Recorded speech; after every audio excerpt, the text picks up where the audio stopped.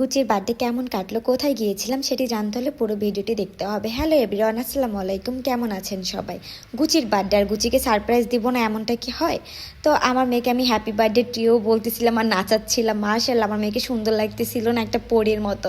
তো এখানে যেহেতু আমার 16K ফলোয়ার ডান হয়ে গিয়েছিল, সেই উপলক্ষে আমি দুইটি কেক নিয়েছিলাম। একটি আমার মেয়ের বার্থডে উপলক্ষে আর একটি হচ্ছে আমার জন্য। তো এই যে আমরা কেক কাটিং করতেছিলাম, আমার মেয়ে মাশাআল্লাহ এত সুন্দরভাবে লক্ষ্মী হয়ে বসেছিল। তো আমি তাকে একটু খাওয়াচ্ছিলাম। আমি চেষ্টা করেছিলাম আমার মেয়ে যা যা খেতে পছন্দ করে তাই তাই রাখার। তো এখানে ক্যাট ফুড ছিল, পাউচ ছিল, ক্যান ছিল, সব ধরনের আইটেম ছিল। তো আমার মেয়ের জন্য আমি যে কেকটা নিয়ে এসেছিলাম ও সেটা খাচ্ছিল। আমি ওকে বলতেছিলাম, মাম্মা তুমি তো 2 বছরে পা দিয়েছো, তুমি তো বুড়ি হয়ে যাচ্ছ।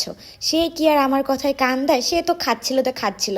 তো মার্শাল্লাহ এই যে কেক দুটো এত এত কিউট ছিল। আর আমি এই যে 16K ফলোয়ার্স হওয়ার উপলক্ষে যে কেকটা ছিল ওইটা আমি কাটিং করতেছিলাম। আমি কেক দুটো নিয়েছিলাম মিমস পেস্ট্রি হাউস থেকে। তো আমি হচ্ছে যেহেতু কেক একদমই বাবুদের জন্য ক্ষতিকর, এর জন্য আমি ওকে একদমই দেইনি।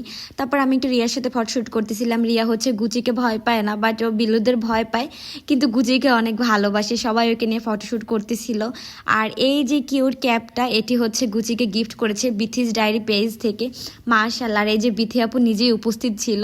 তো আপনারা যারা আমাকে বলেন যে গুচির ডিজাইনার কে, গুচির ডিজাইনার হচ্ছে বিথি আপু। তো গুচিকে নিয়ে ঘুরতে যাবো আর গুচির ফ্যান ফলোয়ারদের সাথে দেখা হবে না এমনটা কি হয়? গুচির তো ফ্যান ফলোয়ারের অভাব নেই। তো এখানটায় গুচিকে সবাই ঘেরাও দিয়ে রাখছিল, মনে হচ্ছিল যে কি দেখতে আসছে আমি জানি না। আমার ফ্রেন্ড 2-3 দিন না খাওয়া ছিল, এর জন্য পেট ভরে খাচ্ছিল। পরে আমি আমার মেয়েকে প্যাকিং করে নিয়ে বাসায় যাচ্ছিলাম আর হাত বুলাচ্ছিলাম। সে তো লক্ষ্মী বাচ্চা, একটা মানুষের বাচ্চার মতো ঘুমাচ্ছিল। মাশাল্লাহ।